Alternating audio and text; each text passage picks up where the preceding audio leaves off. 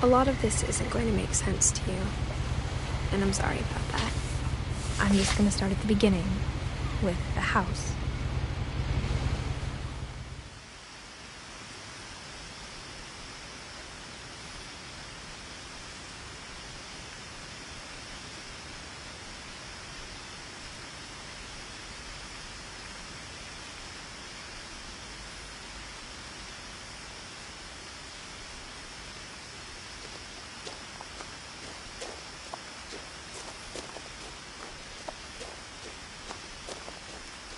I lived here until I was 11, but I wasn't allowed inside half the rooms.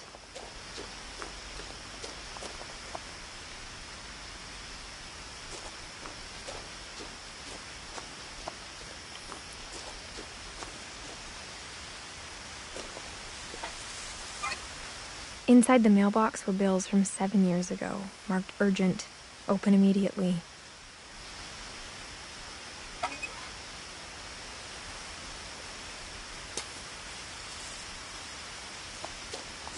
I hadn't been back since my brother Lewis's funeral.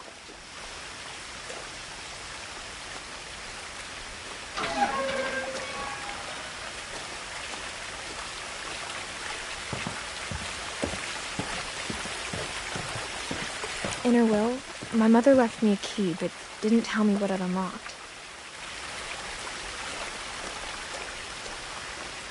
Maybe she thought I'd know, or she thought that the mystery would be enough to bring me back.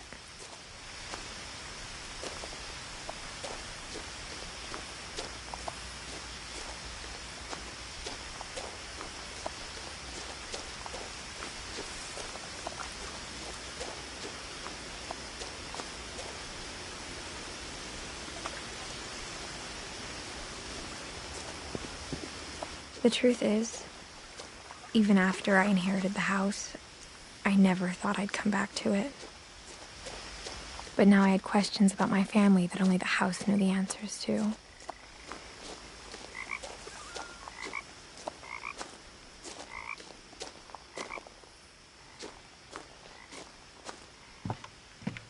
The woods around the house have always been uncomfortably silent, as if they're about to say something but never do.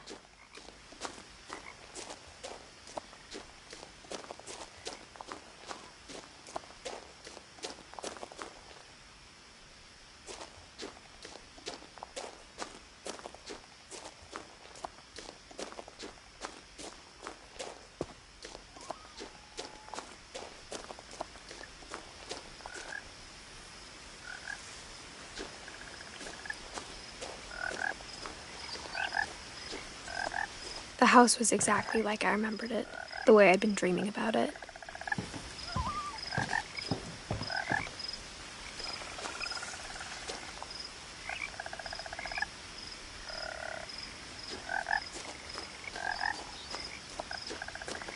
As a child, the house made me uncomfortable in a way I couldn't put into words.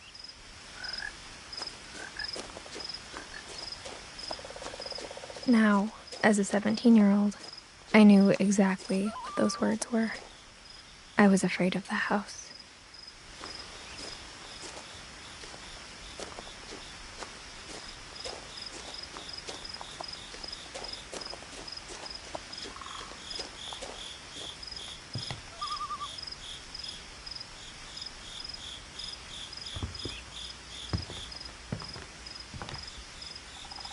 I hoped the key might unlock the front door. It didn't.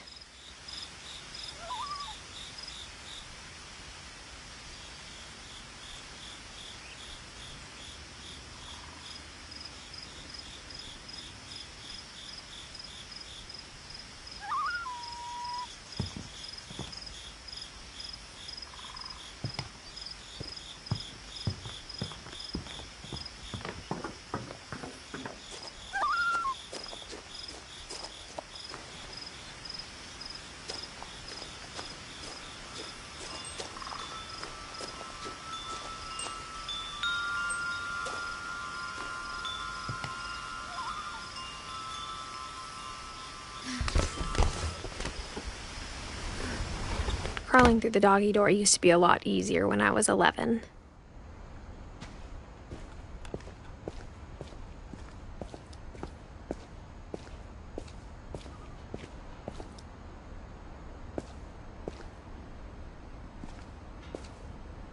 The power had been turned off the night we left. For the first time in years, I felt like I was home.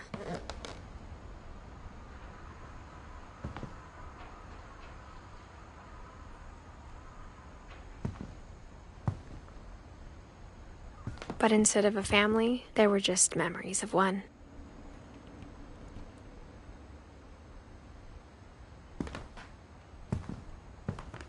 Like how after Louis started working at the cannery, we all got sick of eating salmon. Except our cat, Molly.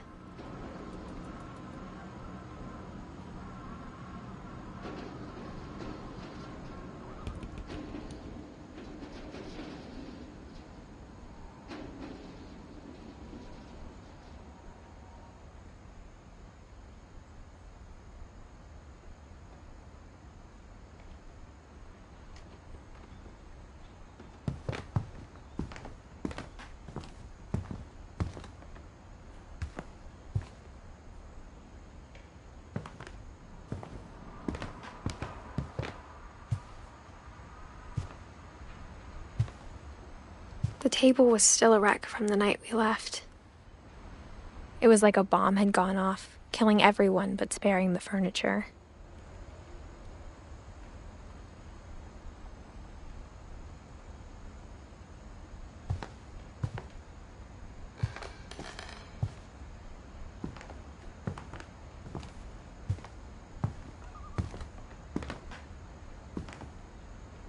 My mom was the only one of us who could imagine Great-Grandma Edie living in a nursing home.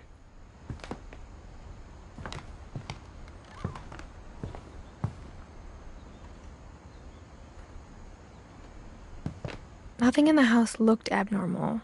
There was just too much of it, like a smile with too many teeth.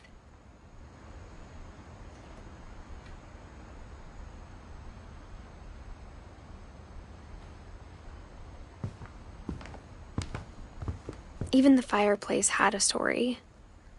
Edie told me the bricks came from the original house, after it sank.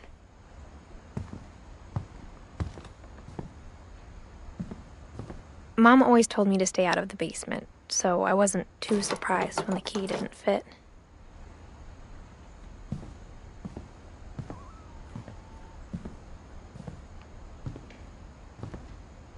A lot of things got left behind in the whirlwind of that last night. My mom wasn't much of an optimist, but she never stopped believing that my brother Milton was alive.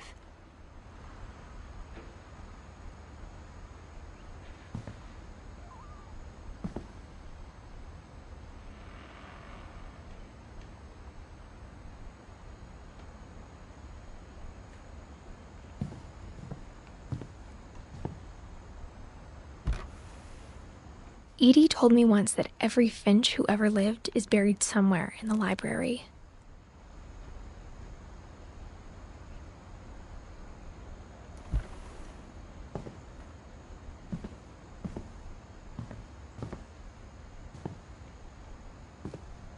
After Milton disappeared, Mom sealed up all the bedrooms.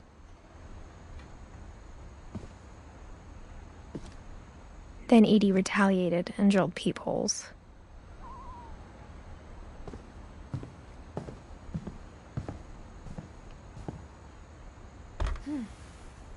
Molly always seemed like a girl I could imagine being friends with, if she hadn't died in 1947.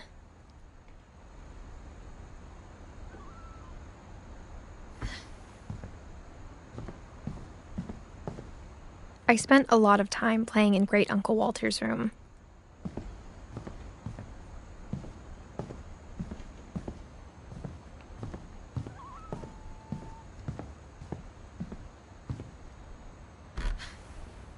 My Grandpa Sam spent 7 years sharing a room with his dead brother, Calvin.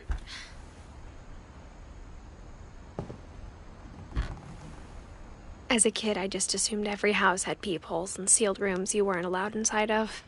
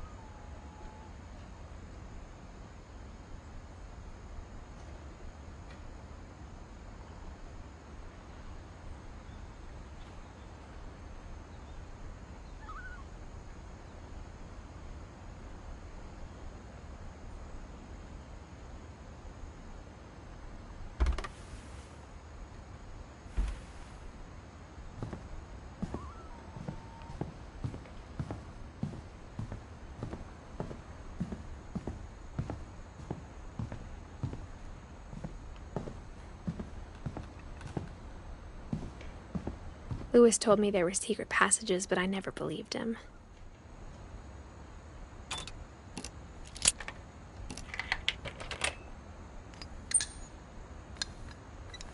Turns out, my mom was really good at keeping secrets. Now it was time to find out what my mom had been afraid of.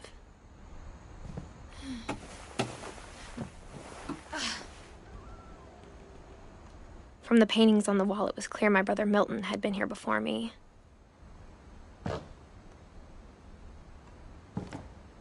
Reading this, maybe it sounds like I had a plan. But I had no idea what was behind that door.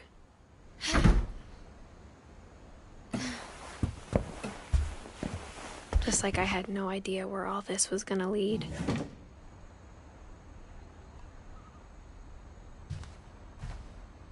I grew up looking at Molly's room through the peephole. Molly's gerbil had a tiny bedroom with its own even tinier gerbil cage.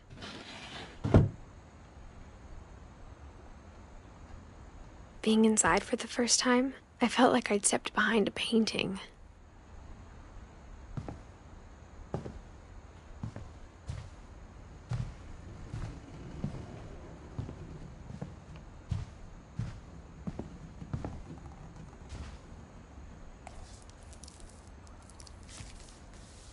December 13th, 1947. Dear Diary, I'll be gone soon, but I wanted to tell somebody about what's gonna happen. It started when Mom sent me to bed without dinner. I woke up and I was starving, so I looked around for something to eat.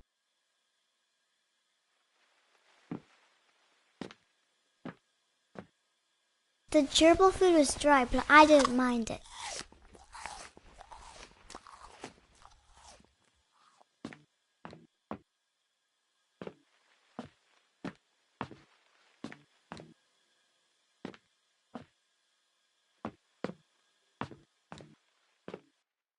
My Halloween candy was all gone.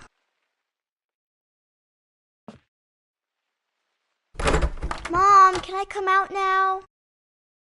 Sweetheart, it's late. Go to sleep.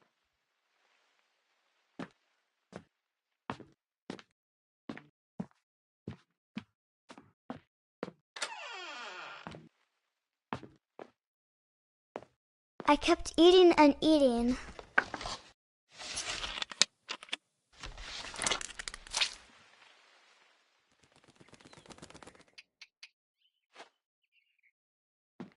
I ate a lot of things that night.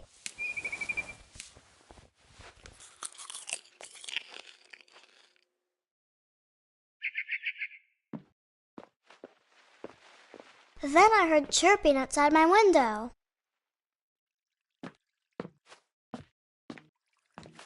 It was a barn swallow going back to her nest. I reached out for her.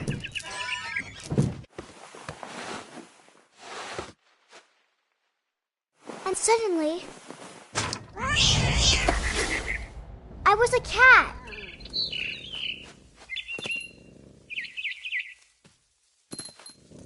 I tried to be quiet, but the bird was really scared.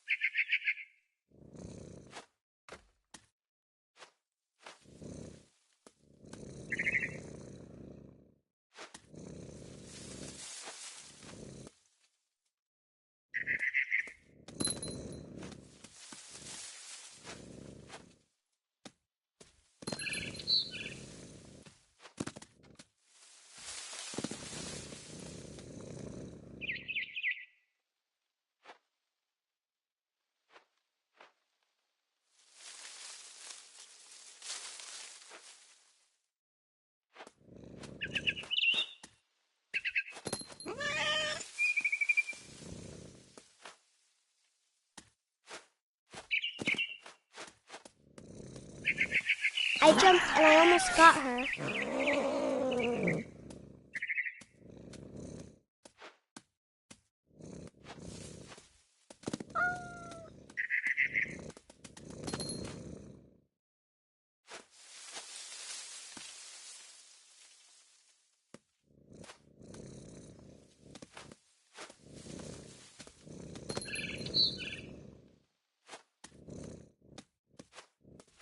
I could tell she was getting really tired.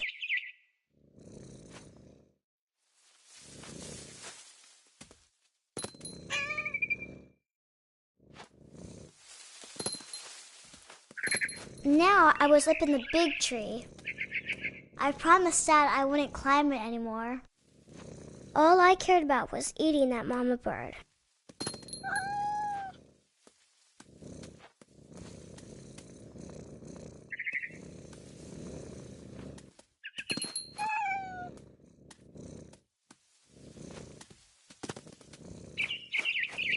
I gobbled her up.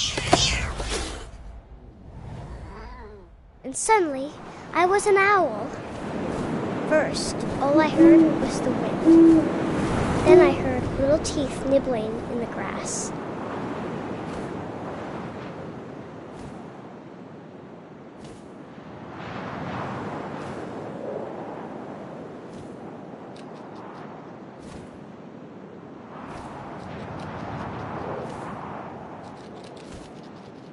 Rabbits.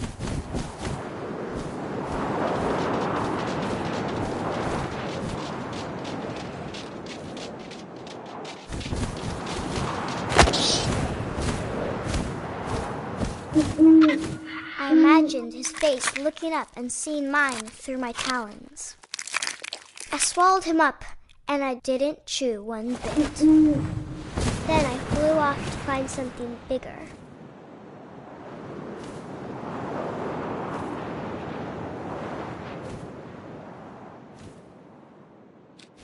A mama rabbit.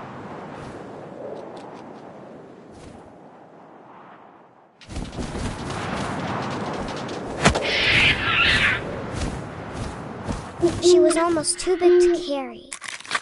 I started choking, but I couldn't stop eating. And suddenly, I was a shark.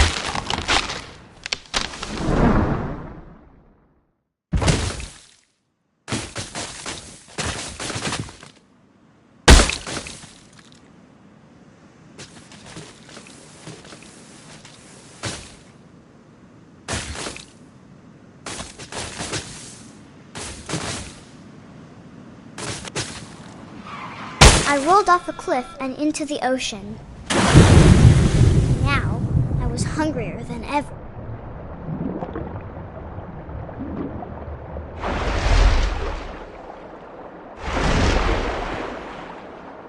I wanted fat, juicy seals.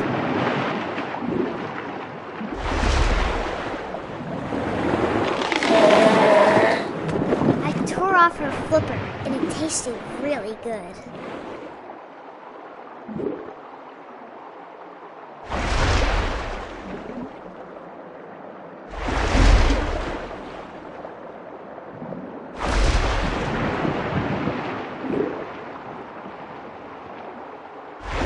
Grabbed on tight, but I was so hungry I jumped out of the water.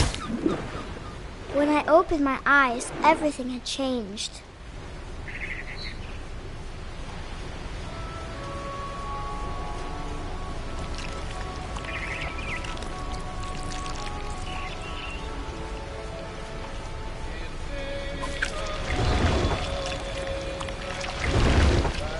Now I was a monster, and I smelled people everywhere.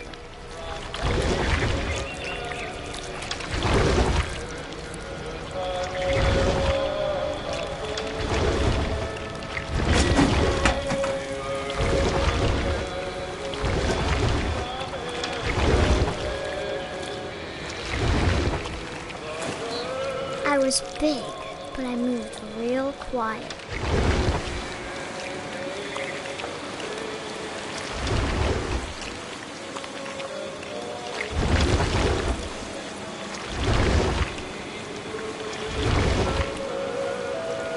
I wanted to stop, but also I didn't.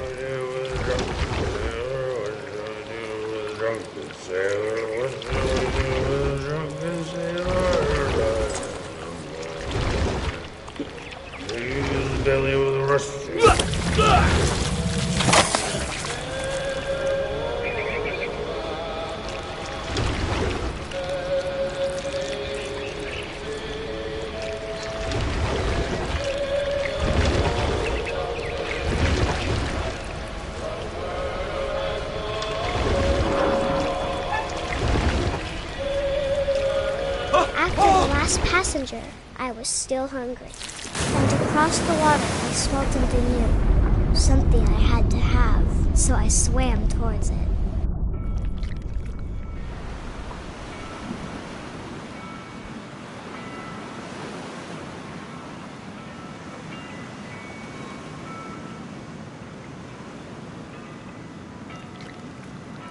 I slithered onto the sand, and the good smell went into an old pipe.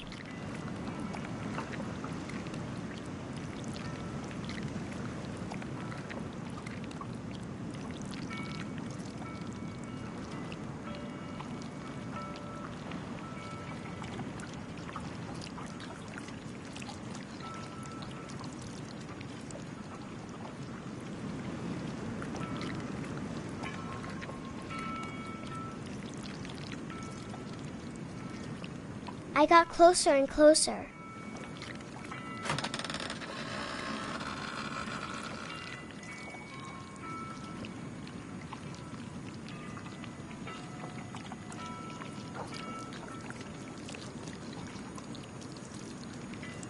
All my stomach started growling. And suddenly, I was me again.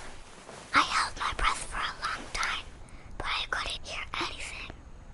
I think it's waiting for me to fall asleep. But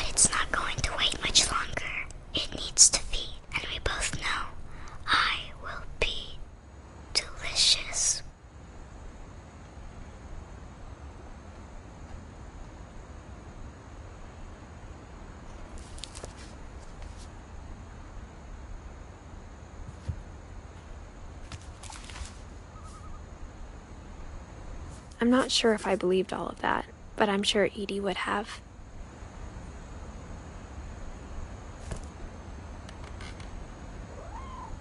I got the sense Edie had spent a lot of time here, before my mom sealed the doors.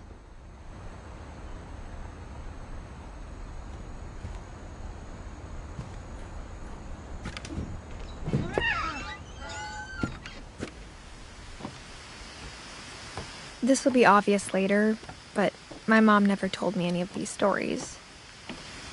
Edie would have, but Mom didn't like bringing up the past. Though, when we adopted a stray kitten, she was the one who named it Molly.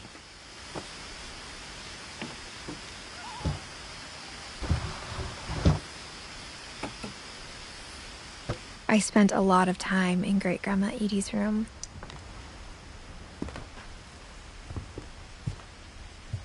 Louis died a week before we left, but Edie had already started to memorialize him. Her room was like a museum. For 500 years, the Finches have been famous throughout Norway for their fortune and misfortune.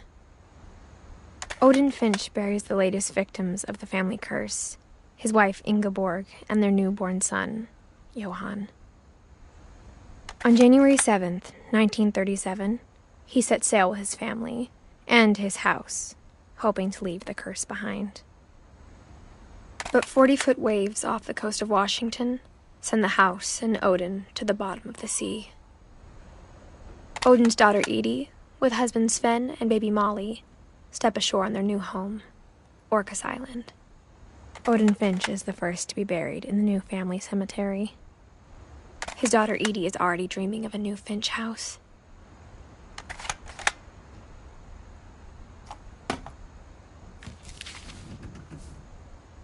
Whatever's wrong with this family, it goes back a long ways.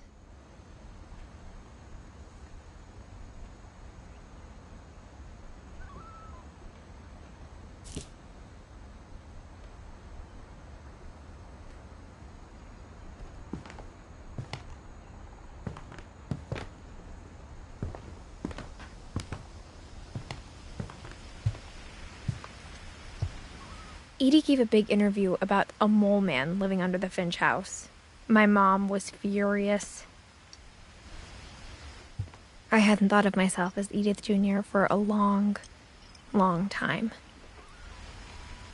When Edie told people Sven was killed by a dragon, she could also have said he was building a dragon-shaped slide that collapsed.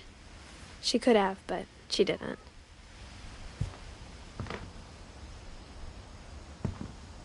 Even in her 90s, sometimes Edie seemed a lot younger than my mother.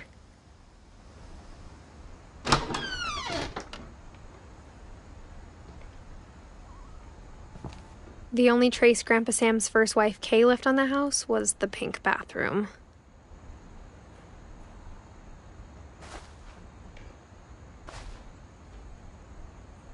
It was a pretty big trace.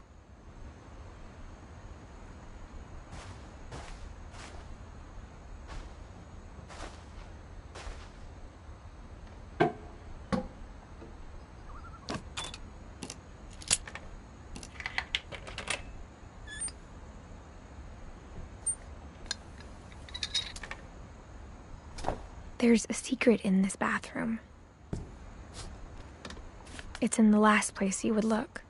It isn't in the cupboard. It's hidden in this book.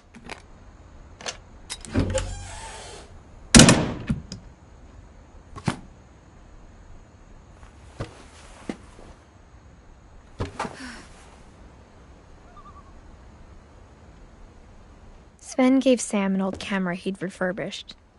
He never put it down.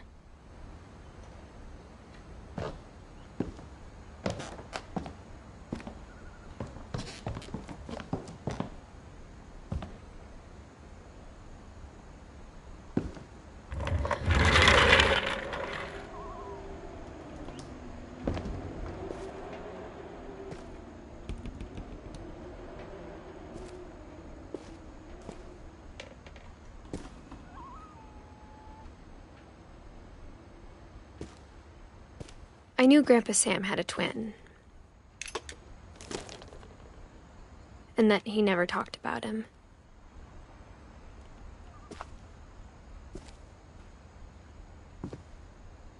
I guess my grandpa didn't like history any more than my mom did.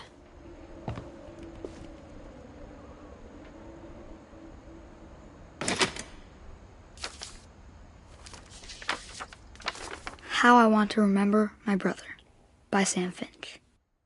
The thing I remember is that when he made up his mind, that was it.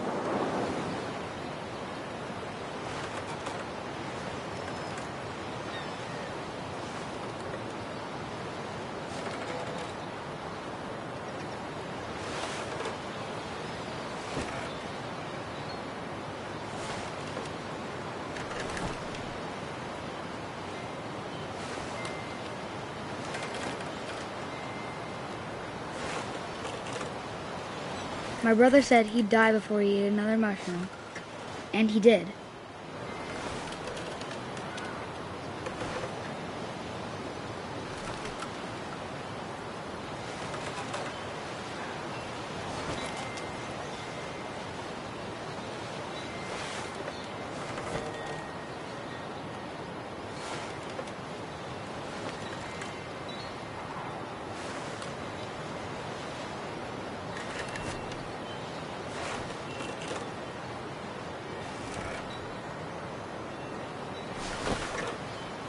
At Barbara's funeral, we swore we'd never be afraid again, and he wasn't.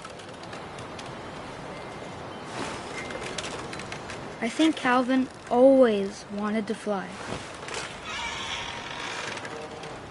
Sam! Calvin! Dinner's ready! Coming! But that day, he finally made up his mind to do it. I told him going around was impossible. Maybe if I hadn't said that. Calvin! I'm not gonna tell you again! Maybe if the wind hadn't picked up. Then maybe he'd still be here. But I doubt it.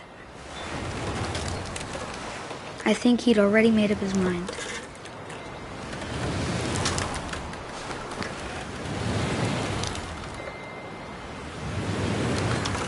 That's what I want to remember about my brother.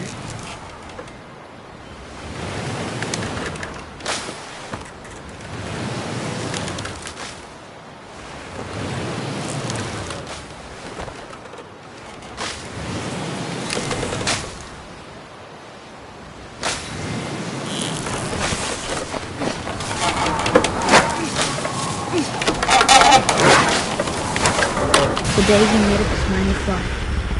And he did.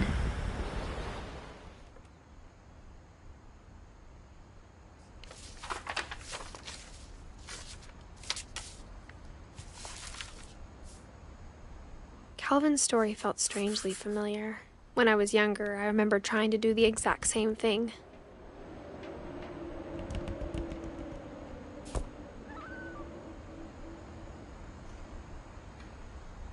After the funeral, Edie roped off Calvin's half of the room.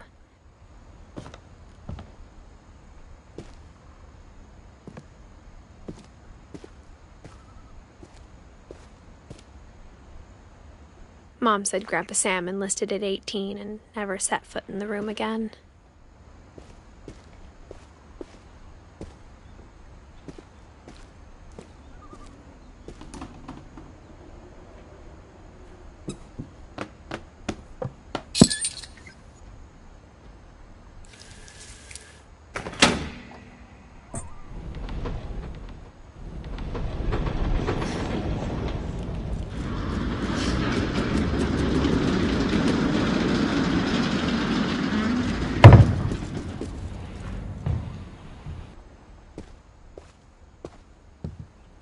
The passages were a pretty tight fit.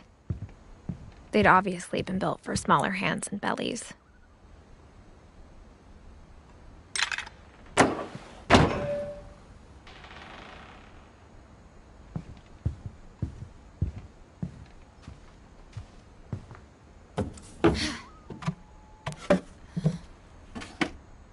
Growing up, I always thought of Barbara as a child star.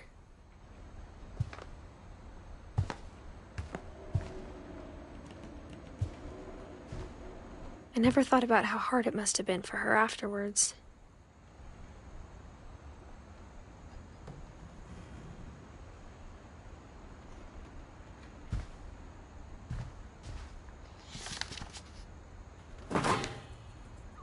Of all the stories people wrote about Barbara's death, I'm surprised Edie saved this one.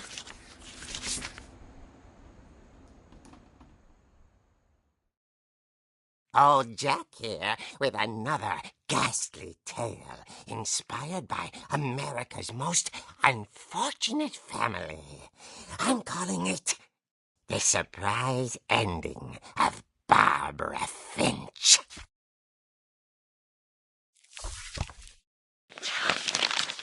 As a child star, Barbara was famous for her scream.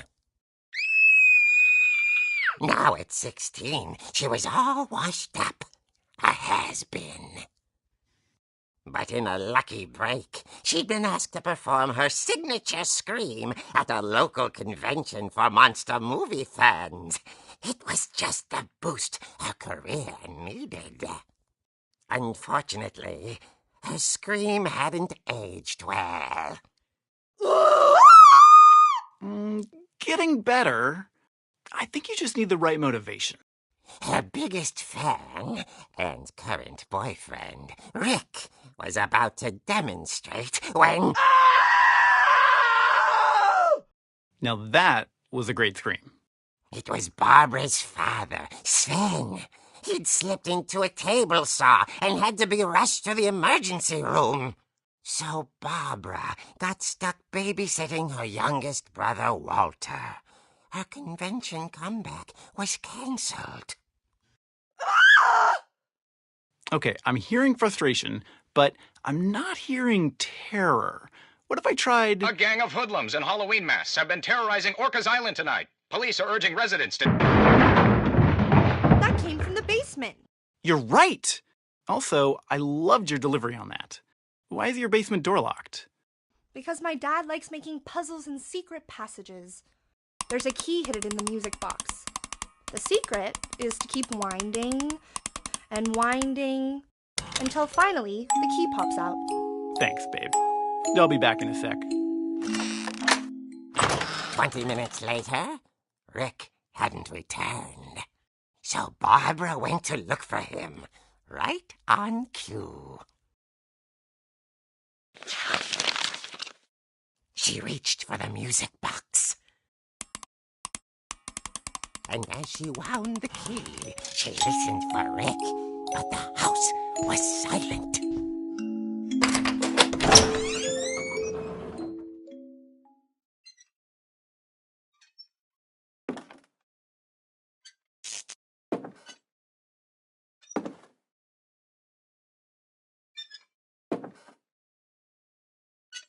She found Rick's crutch and imagined the worst.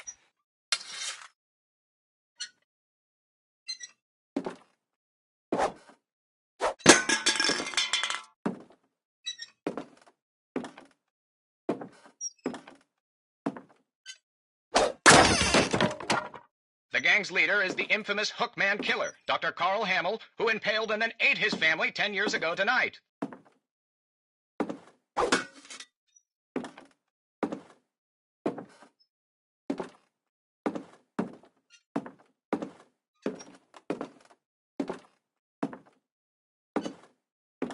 The old fridge rattled and grew still.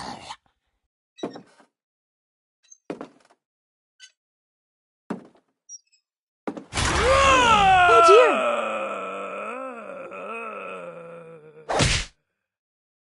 Oh! Rick? Barb, relax. I was just trying to scare you to help you find your scream. Well, I'm not scared, Rick. I'm furious. Then act furious. All I'm getting from you now is that you're hurt and confused and you're... She threw him out, but she kept a little something to remember him by. Barb, have you seen my other crutch? and she was still holding it when she fell asleep watching the Late Late Picture Show. Hours later... Barbara! Walter, what's going on up there? Ah! Okay, I'm coming up, but if this is a trick, you're dead, Walter.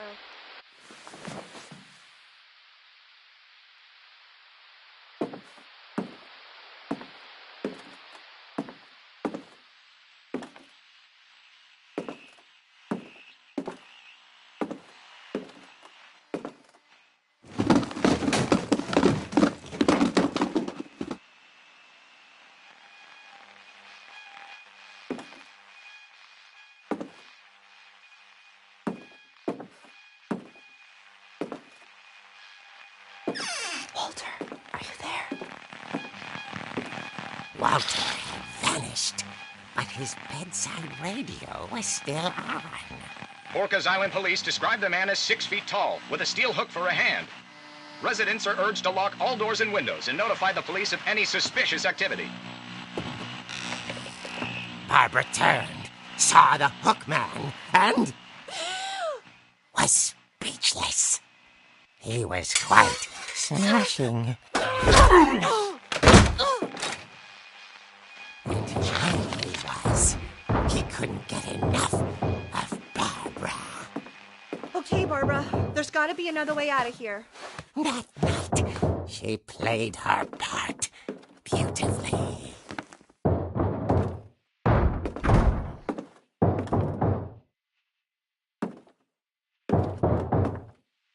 Molly's door hadn't been opened in years. The hinges groaned.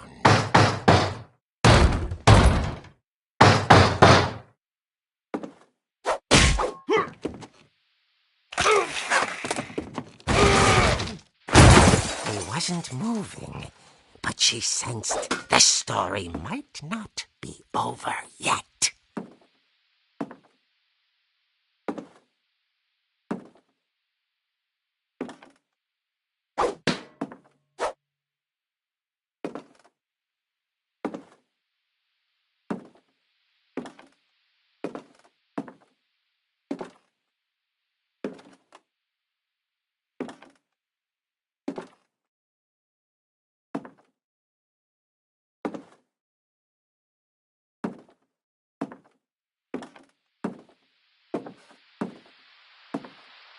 The hookman had vanished. She listened for his breathing, but all she heard was...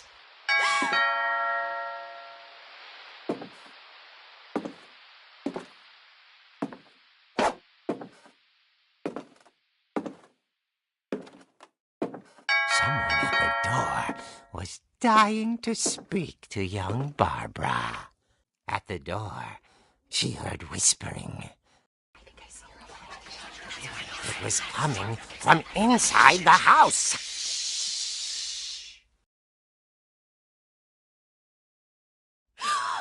Oh dear. Surprise! Bravo, Barbara! You were wonderful! The monsters had come to surprise her. For Barbara, it was a dream come. What kind of monsters they were, and she realized what was about to happen. She was going to be famous. And with her final breath, Barbara Finch gave the performance of her life.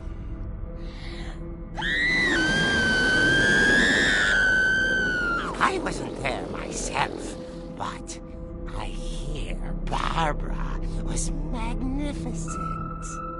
Poor girl. She had a taste for stardom. But unfortunately, so did her fans. Of course, the police blamed it all on poor Rick, who disappeared the same night. And little Walter, hiding under his bed the whole time. He took it all pretty hard, but that's another story. As for Barbara, tucked inside the music box is all they ever found of her. Her ear. I call a real eerie tale.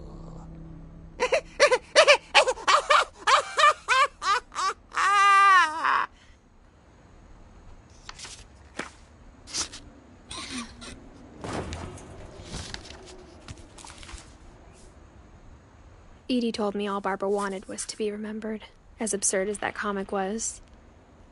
Maybe what Edie saw was a happy ending.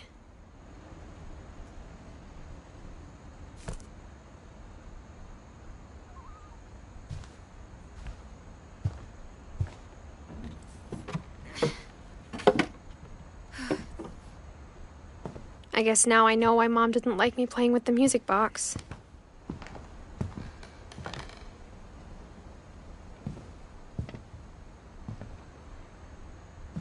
Edie's father, Odin, built the original house.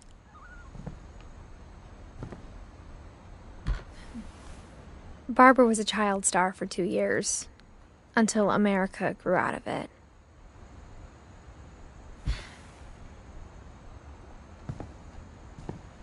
Whenever people ask me about my family, the first thing they always want to know about is Barbara.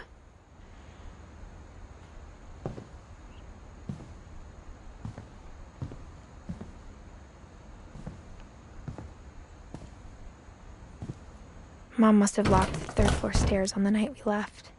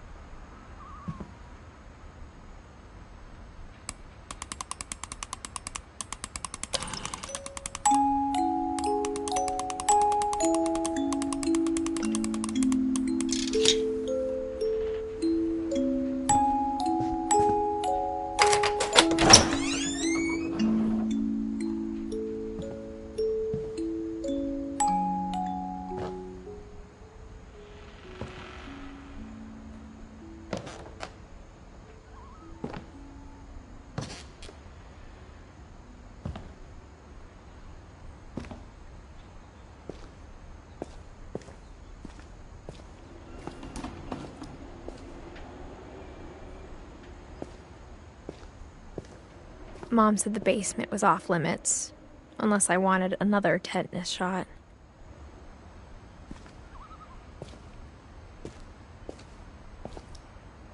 I saw Edie sneak down to the basement once, carrying packages.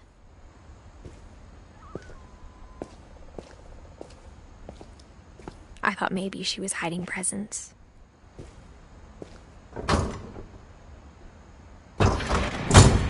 It turned out she was hiding a lot more than that.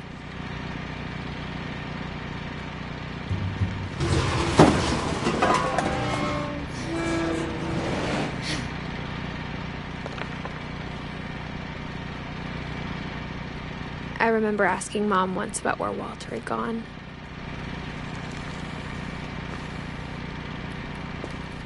She said after Barbara died, he got as far away as he could.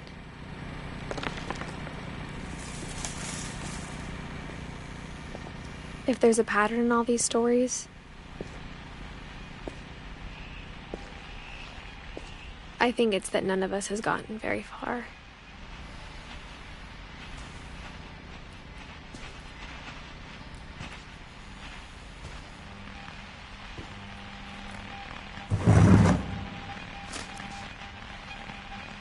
Goodbye, everyone. I can't believe I've been down here for 30 years. On that first day, after the shaking started, I didn't think I'd survive a week.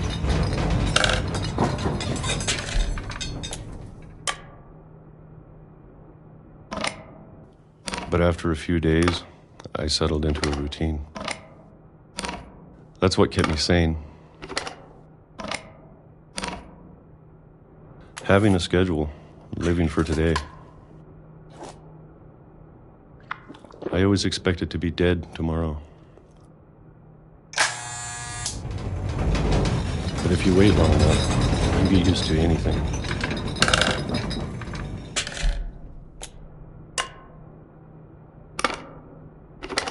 Even a monster on the other side of the door starts to feel normal. Almost friendly.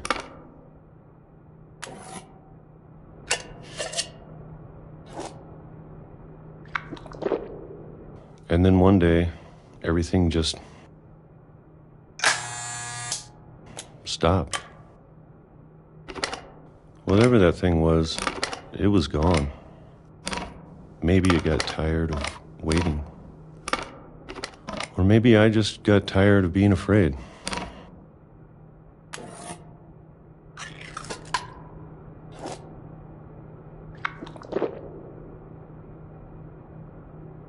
It's been a week now, the longest in 30 years.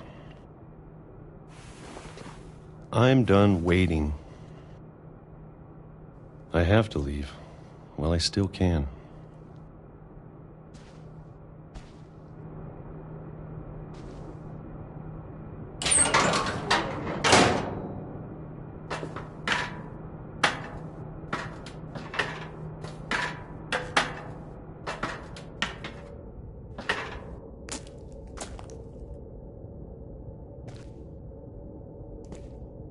I know it's out there, somewhere.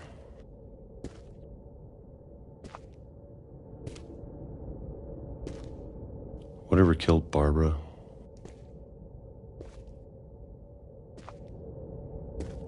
And Molly. And Calvin.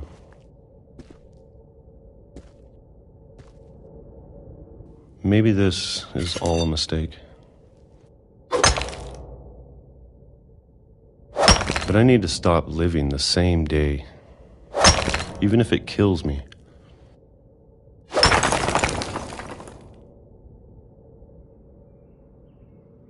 Whatever's out there, I want you to know I'm ready for it.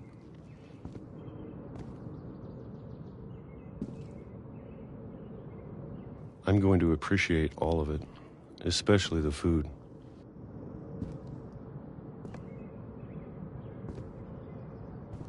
I don't mind if I only have a year left. Or a month. Or a single week. I'd be happy with one new day.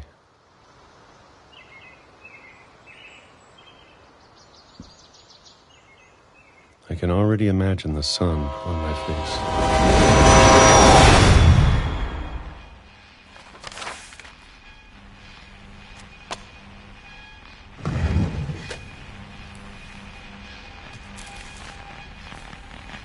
Walter died when I was 6. I can't believe my mom never told me he was down here.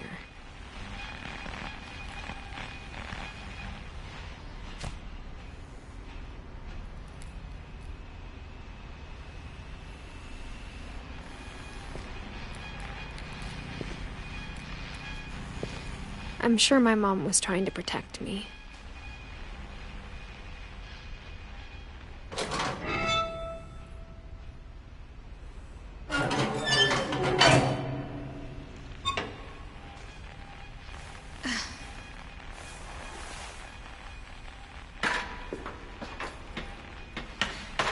Maybe she was afraid I'd end up like Walter. But if she never told me about an uncle under the house,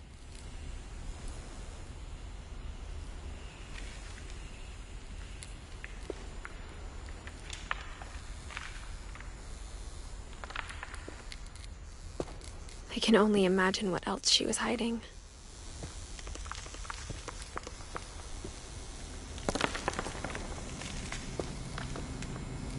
I don't want to make the same mistakes she made. Trying to bury something that's still alive.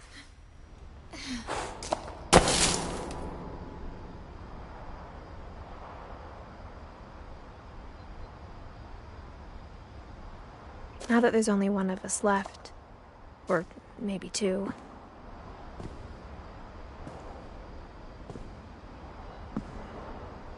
I thought it was time I heard the stories for myself.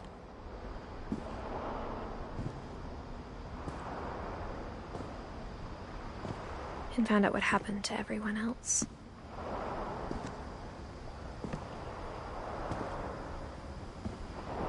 But now I'm worried the stories themselves might be the problem.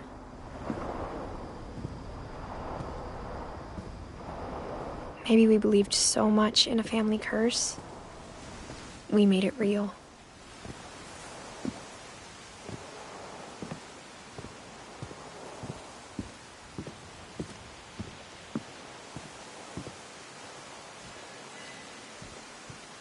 I don't know if I should even be writing this.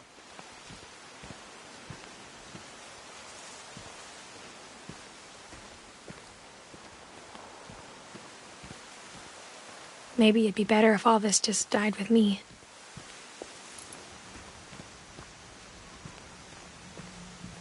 But I thought you should know about your family.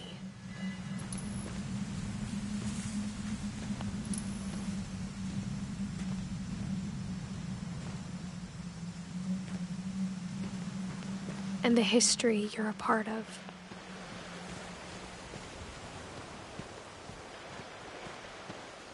Though to be honest, I feel as lost as you probably do right now.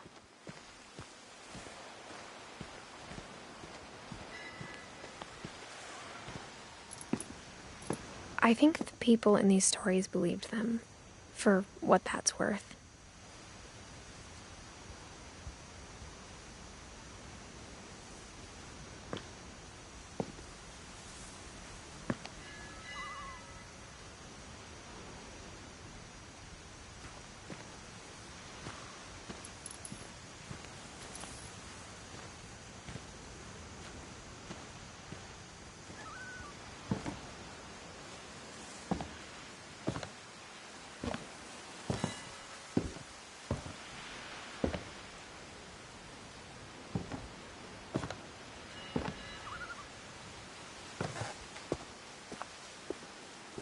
And when you look at the house, at that history of imagination and stubbornness and madness,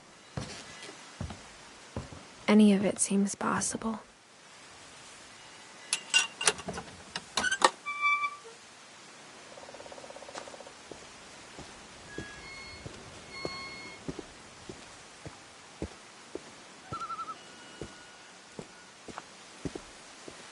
I think we've been surrounded by death for so long, we've just gotten used to it. What kind of family finishes building a cemetery before starting the house?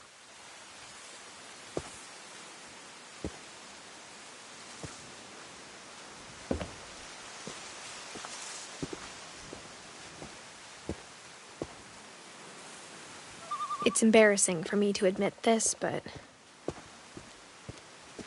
the pet cemetery made me more uncomfortable than the human one. 3 of the gerbils were mine, and 2 had been my fault.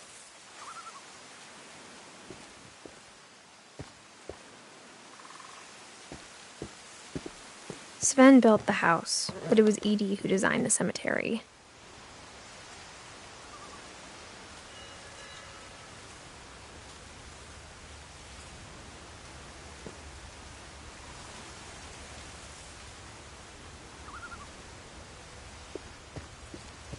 I'm sure Odin's monument had been Edie's idea.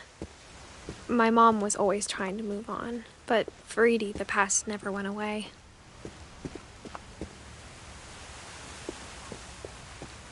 She could see it poking out of the water at low tide.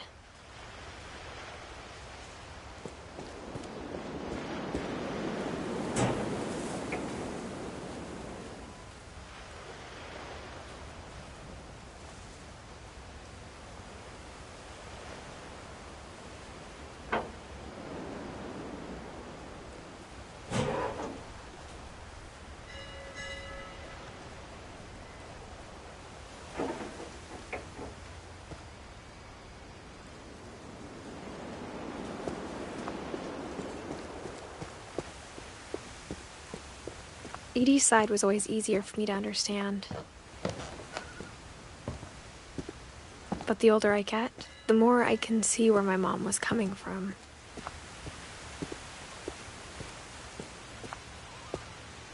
She lost 2 of her brothers, just like I did. I get why she tried so hard to protect us.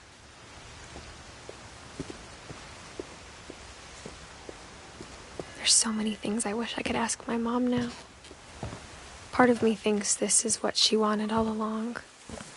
For me to come back someday and find everything out for myself.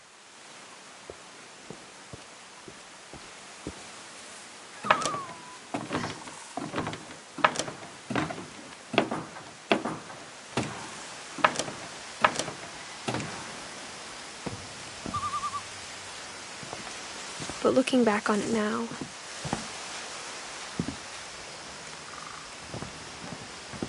if she told me there was going to be so much climbing, I never would have come when I was 22 weeks pregnant.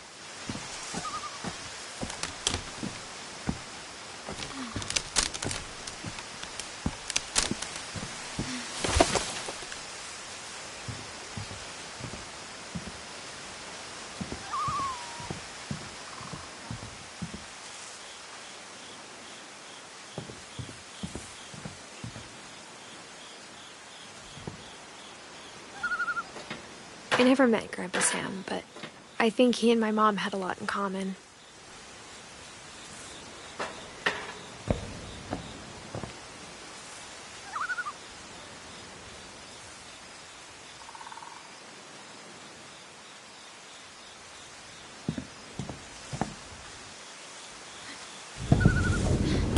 They were both pretty intense. Instead of hiding from death, Sam seemed to go out of his way to meet it.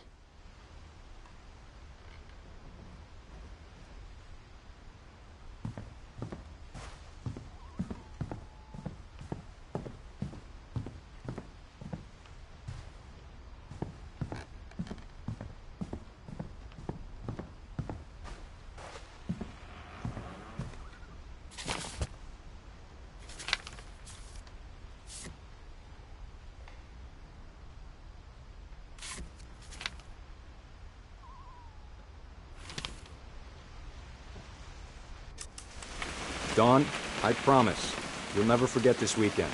Yes, sir. These memories are gonna last a lifetime. Am I gonna have to shoot anything? It's a hunting trip, Dawn. Shooting is strongly encouraged. Perfect. It's gonna rain the whole weekend, isn't it?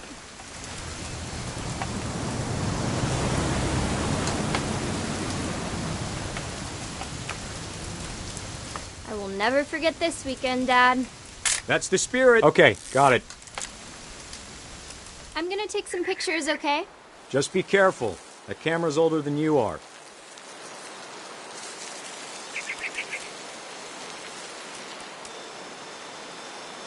Definitely should not have drunk all that coffee.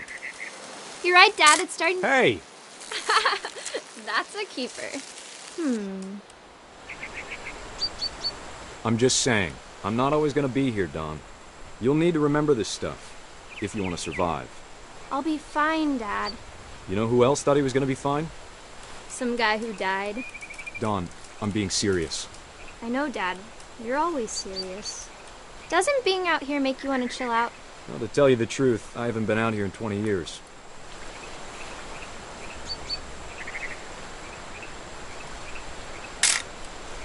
Dawn, don't you think you could find something more interesting to photograph?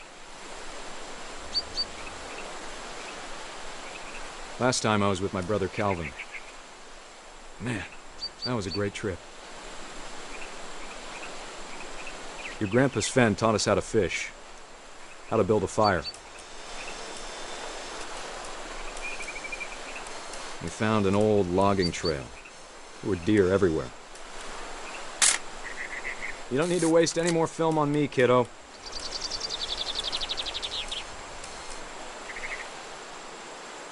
I bet if I could remember where that trail was, we'd spot a buck for you in no time. Give me a minute to check the map.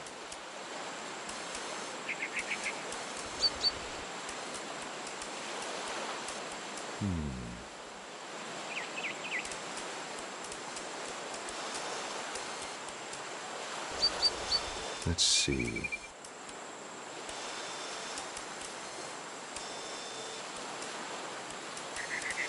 Maybe. Dad! Good eyes, Dawn. Before you take the shot, let me get a picture of you.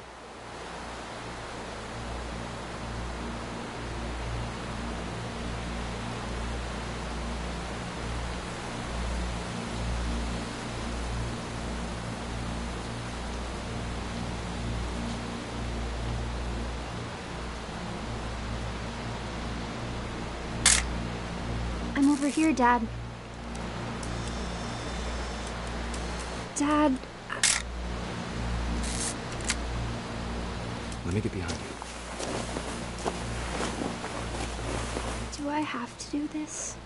Dawn, you don't have to do anything. But if you want to survive, you'll need to be strong. Great shot, Dawn!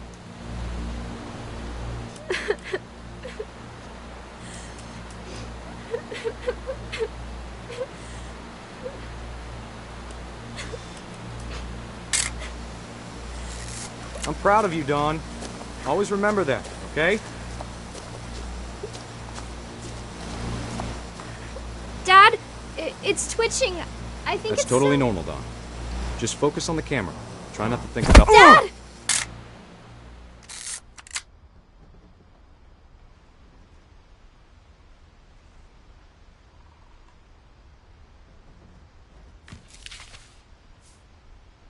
Of all these stories, that's the one I wish most that my mom had told me.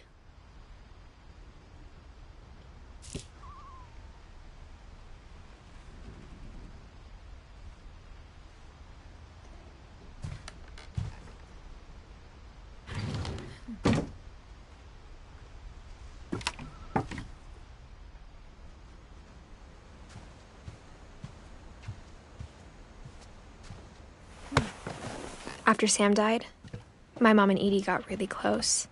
They'd both lost a lot.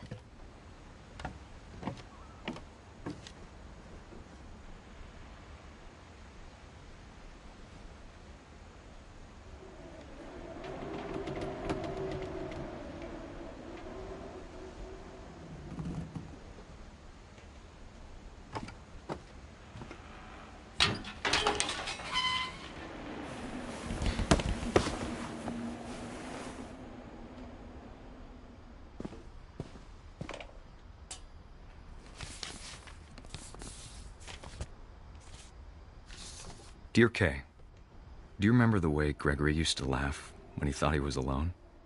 Like something funny was happening, but only he could see it. I think he saw things the rest of us don't.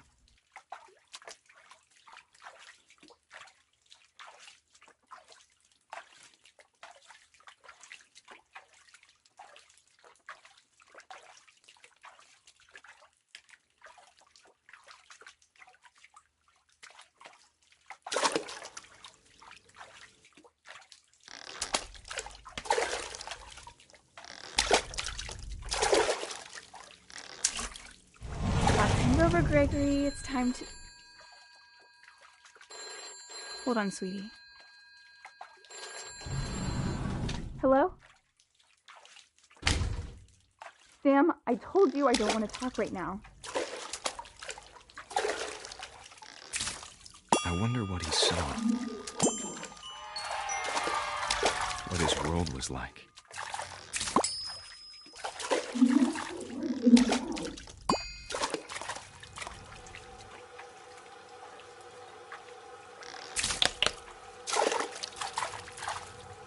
He reminded me so much of Calvin. Lost in his imagination. Whatever it was, he saw.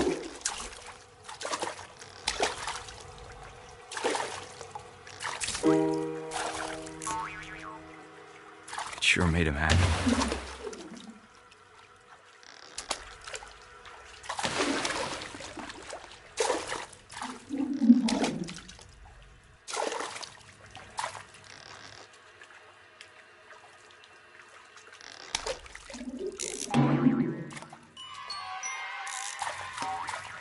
know how silly it sounds.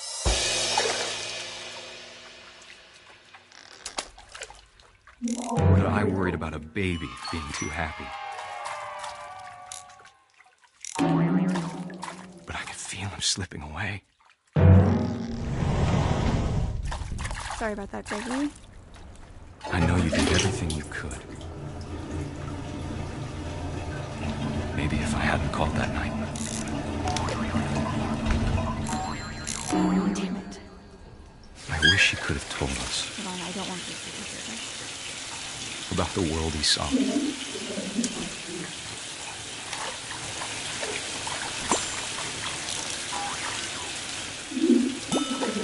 Hey, there's so much I don't understand. About Gregory. About everything.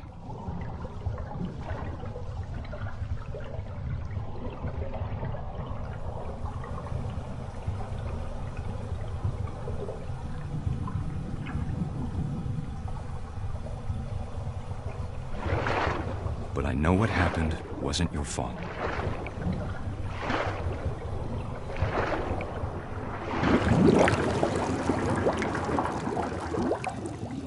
I'm sure he's happy. And he'd want you to be happy too.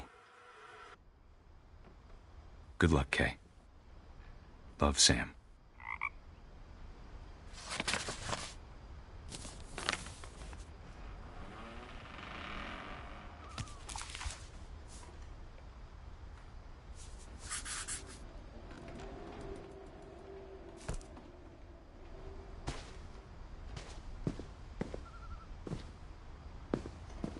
I can't imagine my mom ever writing poetry, and yet...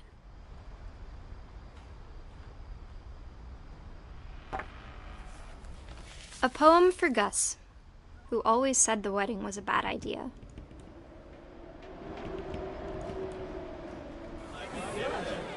Our father never hit us kids, at least not very hard, before the day my brother said with teenage disregard that he'd be dead before he'd see a wedding in our yard.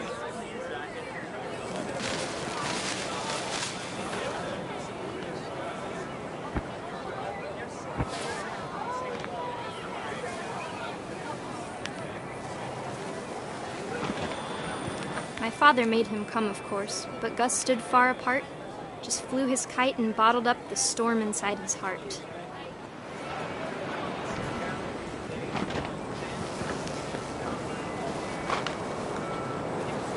I tried to talk him out of it, but though he'd never met her, "We don't need a stepmom," were the words that I now remember. pronounce you husband and wife. You may kiss the bride.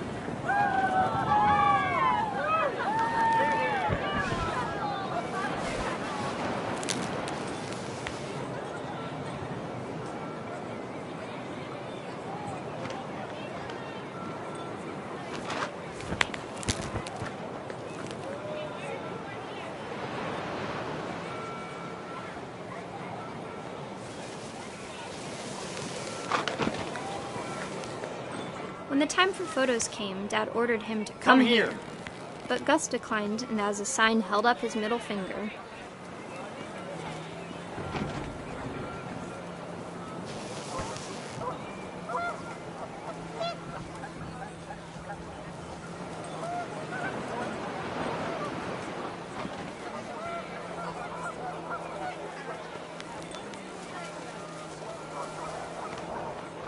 The wind picked up, and panicked geese appeared and quickly went. But all the humans did that day was go inside the tent.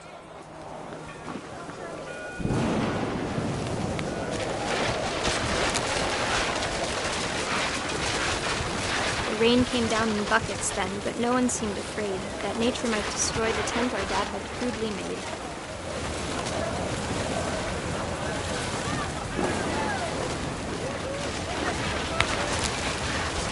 Thunder sounded much too close and full of angry power. And all my father said to this was, "Make the music louder."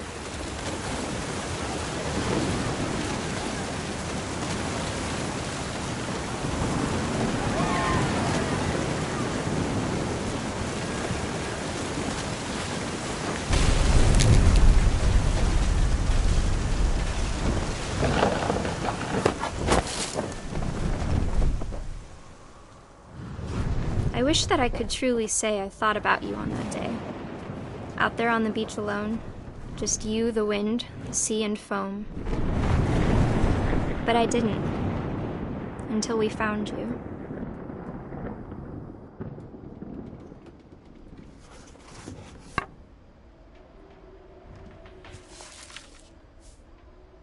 She never talked about him, but Mom told me once if I was a boy, they were going to name me Gus.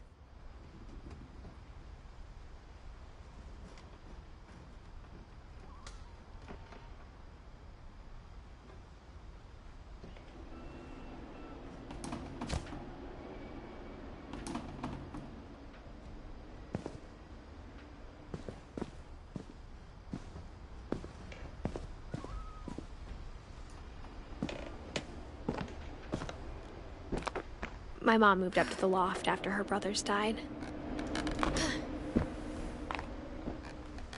At the time, it was as far away as she could get.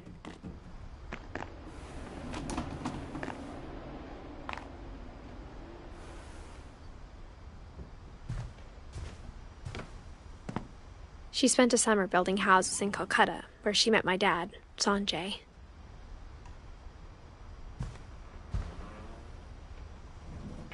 My mom moved to India a week after graduation and got a job teaching English.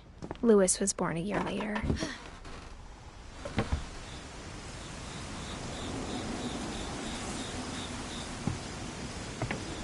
When my dad died, I don't think Mom knew where else to go. I'm sure Edie was happy to have her back.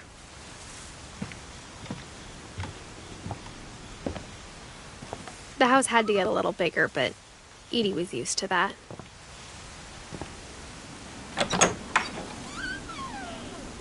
And for a while, things were good. Almost normal, but it didn't last. The beginning of the end was Milton's 10th birthday, when Edie gave him a castle.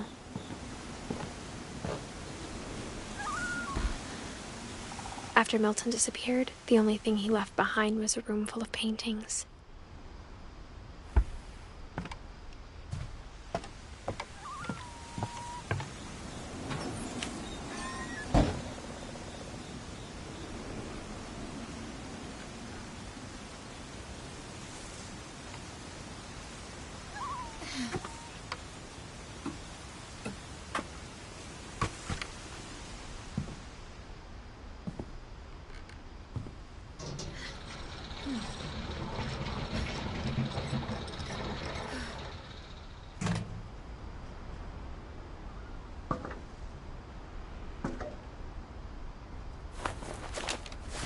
Milton Finch in The Magic Paintbrush.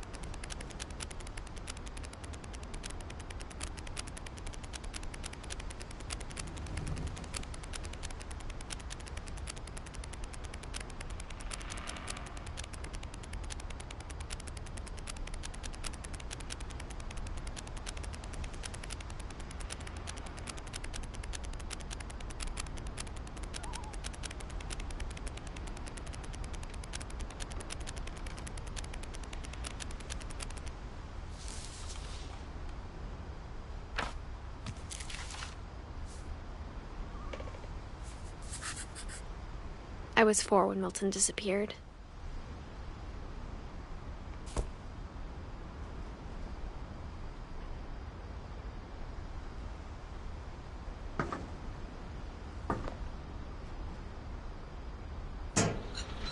Mom spent months searching for my brother. Then she sealed the doors.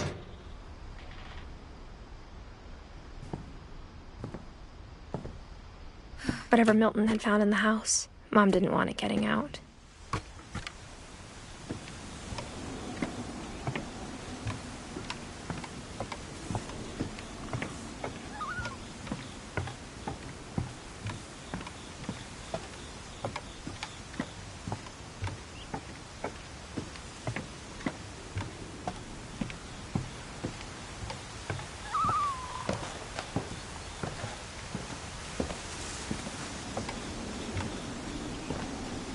Mom definitely blamed Edie, but I think Louis blamed himself. After he graduated, he just spent more and more time in his room, until Mom got him a job at the cannery.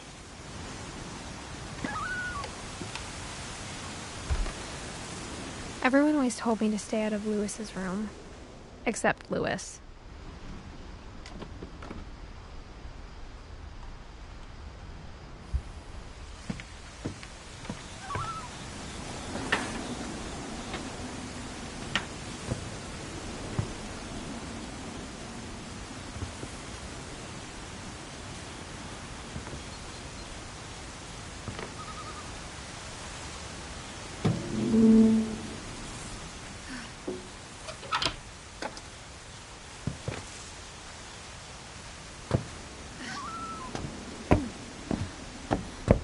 Louis's room smelled very, very familiar.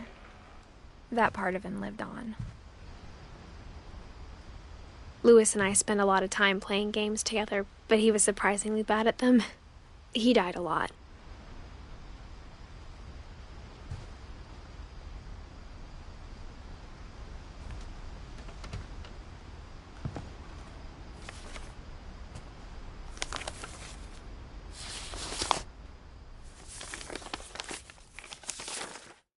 Dear Mrs. Finch, as Lewis's psychiatrist, I can understand your desire for an explanation.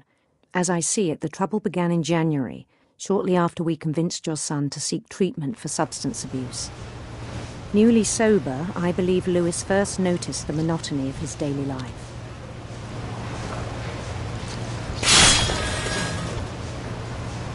He kept working at the cannery, but he withdrew part of himself. In our sessions, I saw the same behavior. His mind began to wander. I asked him to describe it. He said he started small, imagining a labyrinth. He'd feel his way about.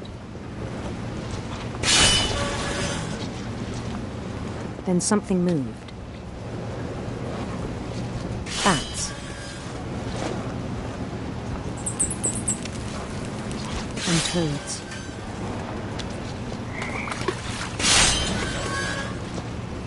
And things that have not names.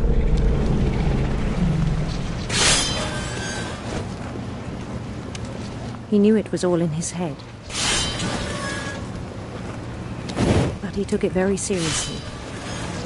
I had hoped he'd find himself.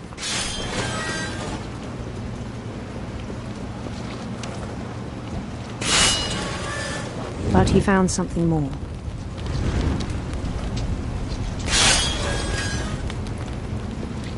I worried about him then. Daydreaming at the cannery. I spoke with his boss. But he said Lewis had become a model employee. Methodical, tireless, focused.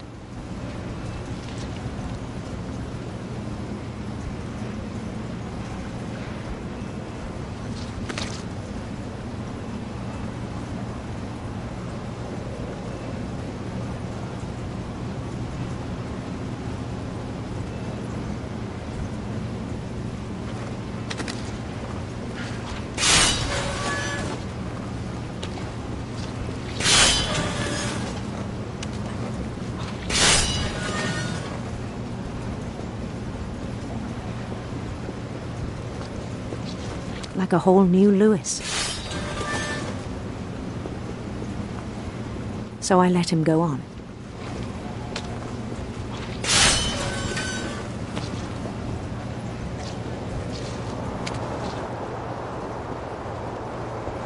I even encouraged him.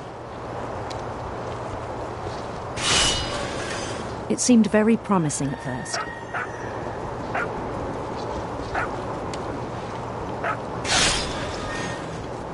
He told me he'd made a new friend.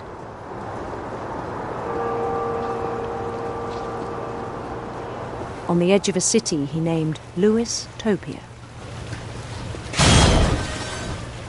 He built the city up slowly, brick by brick.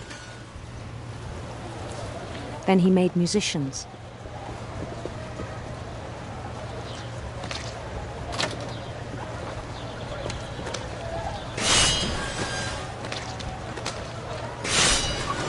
And songs for them to play. He talked about starting a band.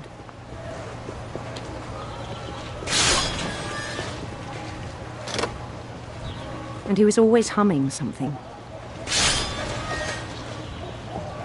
Every day his imagination grew stronger.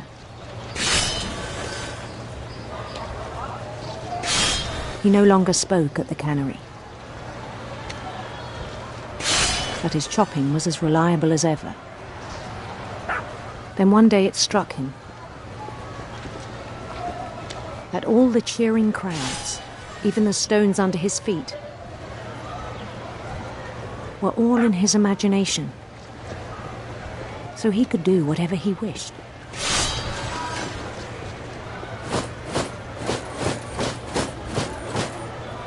He held an election for mayor, and he won. They begged him to stay, but his mind was already wandering.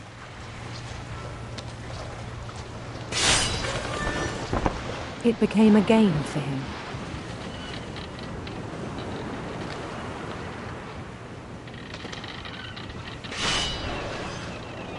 He'd conquer a city, then immediately push on. New Louisville.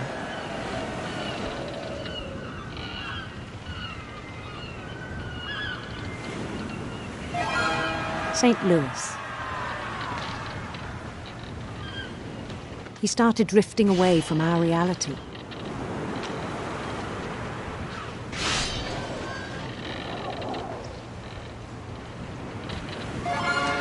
Minneapolis, until one day he forgot to go home from the cannery. Even as his mother pleaded with him, part of Louis kept sailing on.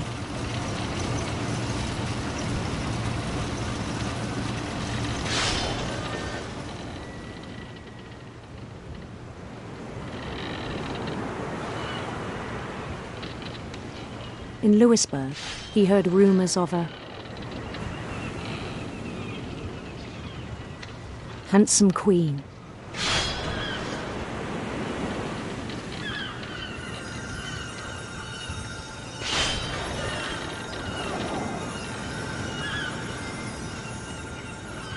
The queen was on her own quest for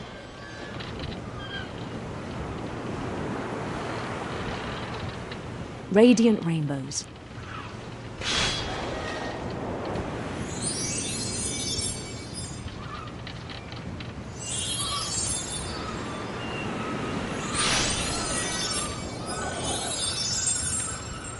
He followed the sound of her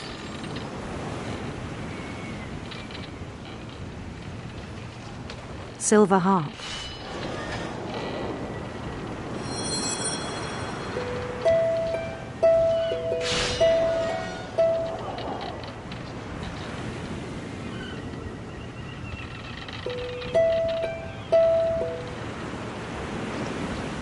His chase led him to a golden palace east of the sun and west of the moon. Even then, his logic remained sound.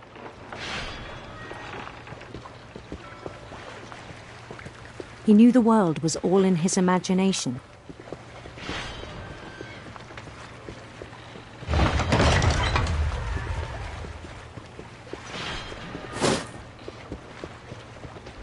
But he was so proud of having created it. In his own eyes, he'd become something greater than a king.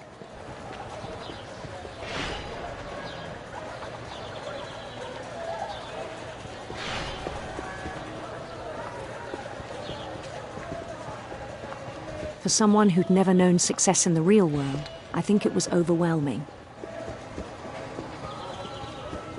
And then it struck him that the real Louis was not the one chopping salmon, but the one climbing the steps of a golden palace.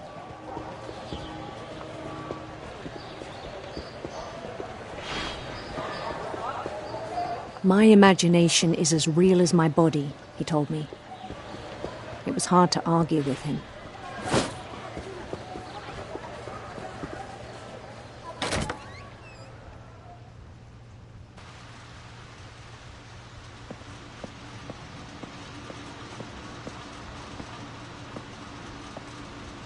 He began to forget the world we know.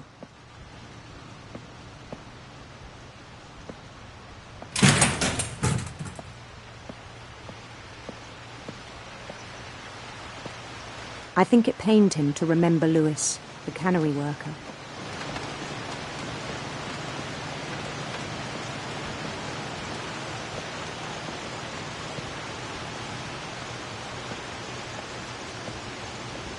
He began to despise the man with a royal contempt.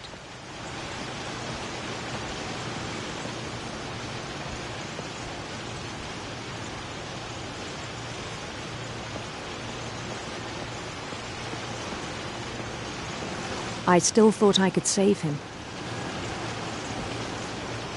Even after he said he was being crowned king over all the lands of wonder. The palace would be packed with his companions.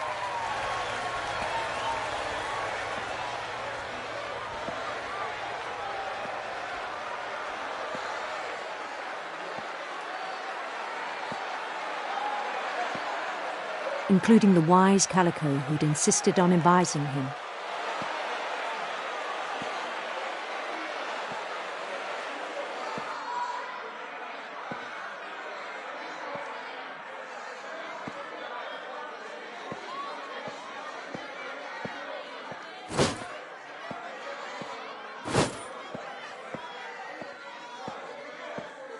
His queen waited, holding his crown.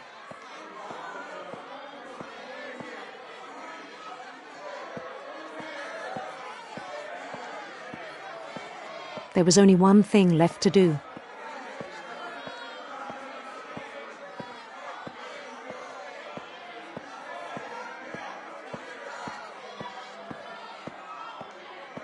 Bend down his head.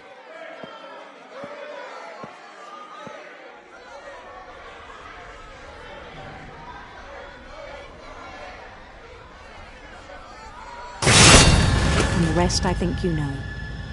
Mrs. Finch, your son was a kind man who will be missed by all of us who knew him.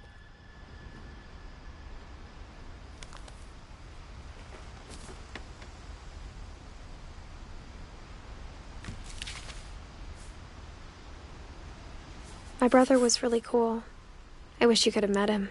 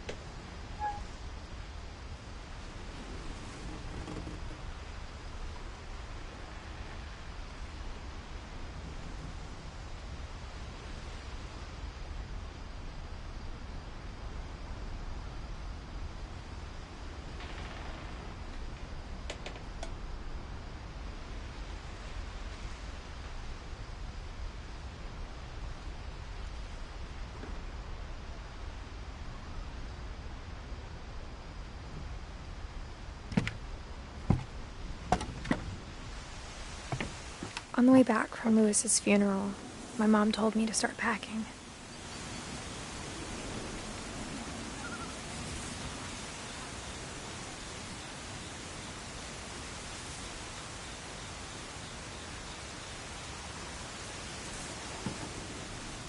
She waited until the day before we left to tell Edie.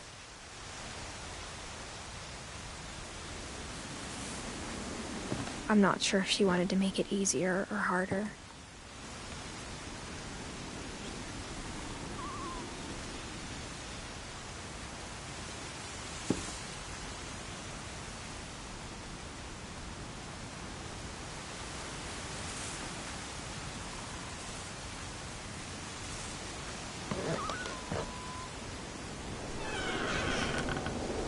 I wish we'd stayed. But I understand why we left.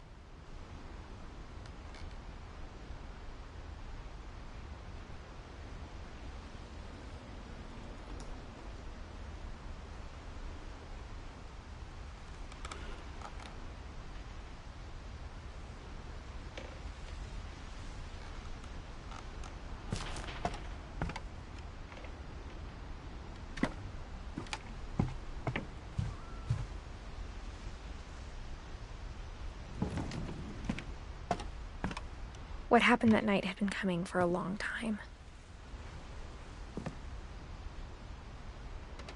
Maybe it should have come sooner.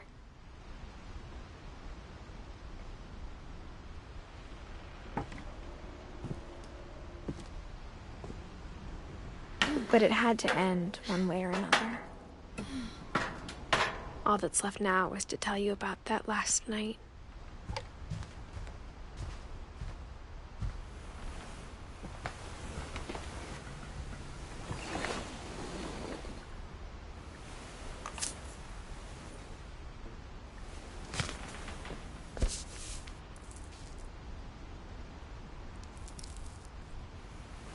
That whole last day, Edie just watched us pack and didn't say a word. Until supper, when she raised her glass and said, "To our final night together, and all our final nights apart."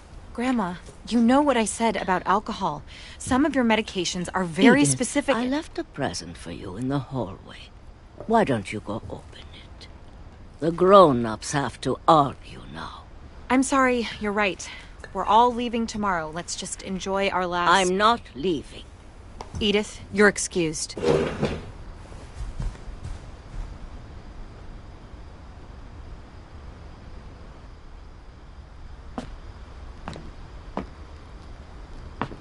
The power had been shut off that morning, but Edie always had plenty of candles. When my mom sealed the library, I don't think she knew about the other entrance.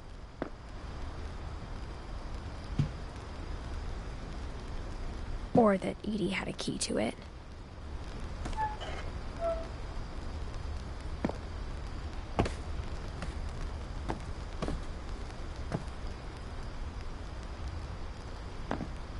That thing you're afraid of isn't going to end when you leave the house.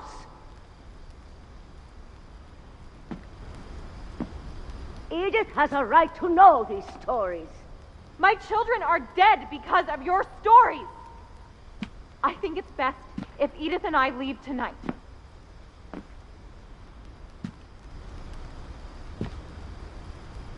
We'll have the nursing home send a van for you in the morning, okay?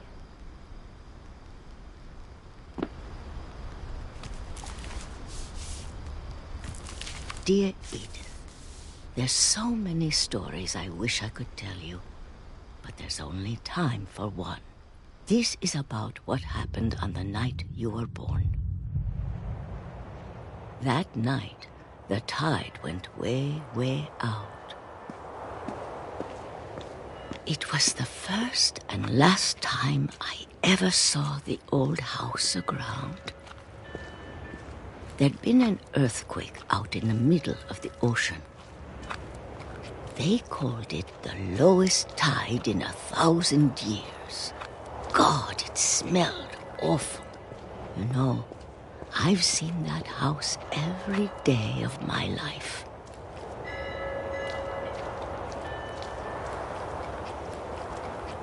but I never thought I'd go back to it. When the fog rolled in, I lost my way.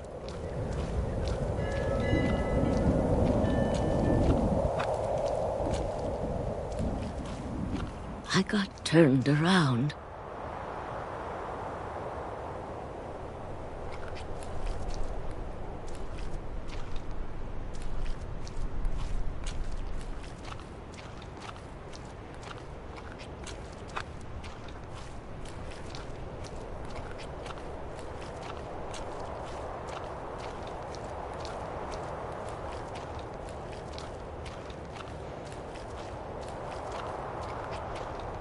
For a while, I wandered.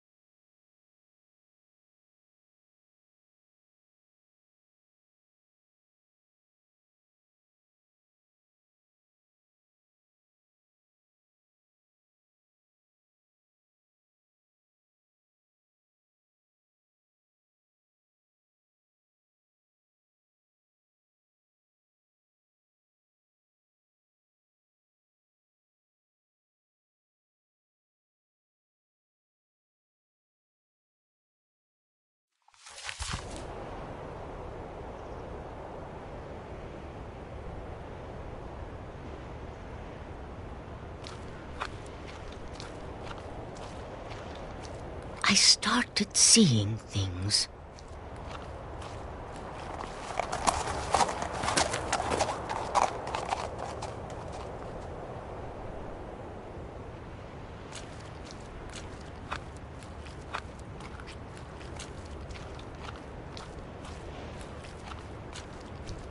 Things I'd forgotten had ever existed.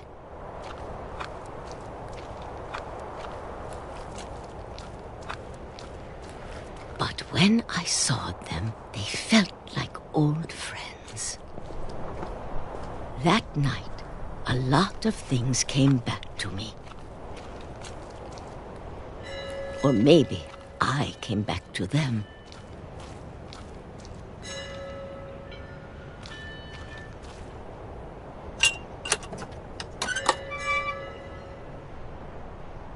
Things I can't explain, but that I need you to try and... Edith, what are you doing in here? It's mine. Edith! Mom, you're gonna rip it! Let go!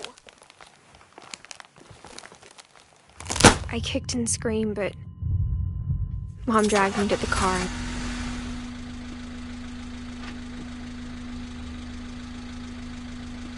I never saw Great-Grandma Edie again. The next morning, the van came to pick her up, but she was already gone. After that, we moved around a lot.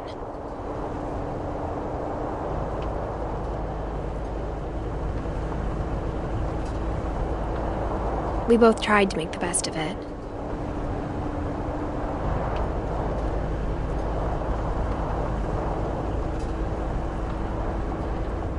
A few years went by.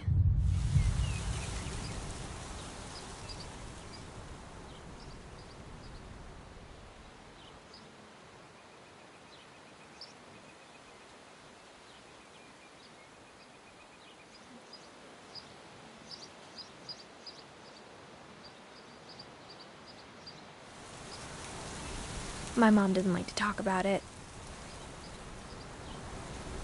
But she started getting sick a lot. The rest happened pretty quickly.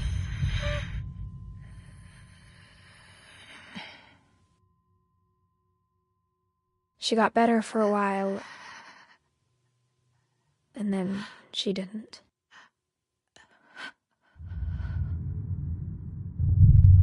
And then I was alone.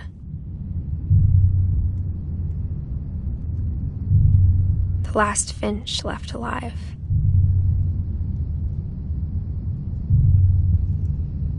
Until I found out about you. I'm still not sure what to tell you about all this. If we lived forever, maybe we'd have time to understand things. But as it is, I think the best we can do is try to open our eyes.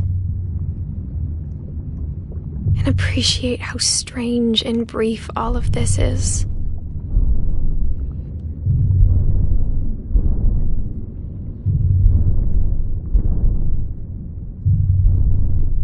This journal was supposed to be for you.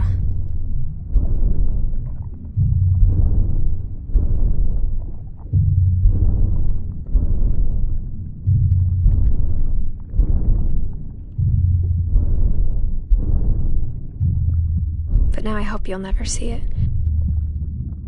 I just want to meet you and tell you all these stories myself. But I guess if you're reading this now, things didn't work out that way.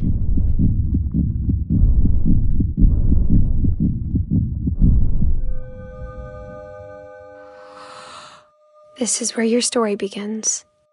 I'm sorry I won't be there to see it. It's a lot to ask, but I don't want you to be sad that I'm gone. I want you to be amazed that any of us ever had a chance to be here at all. Good luck.